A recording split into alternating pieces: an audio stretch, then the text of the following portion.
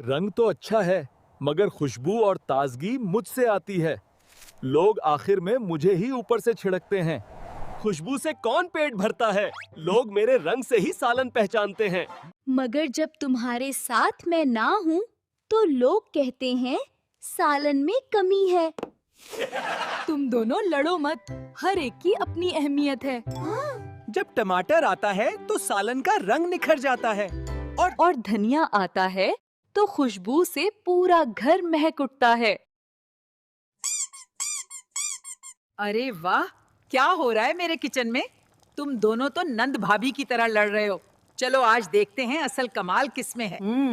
मजा तो है, मगर रंग फीका लग रहा है। मैं न कहता था।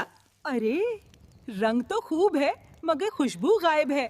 धनिया मुस्कुरा कर कहता है, अब पता चला खुशबू किससे आती। अब हम साथ रहेंगे। हाँ, जैसे जायका और खुशबू साथ होते हैं। अगर भाइयों आपको हमारी वीडियो अच्छी लगी हो तो चैनल को लाइक और सब्सक्राइब करें।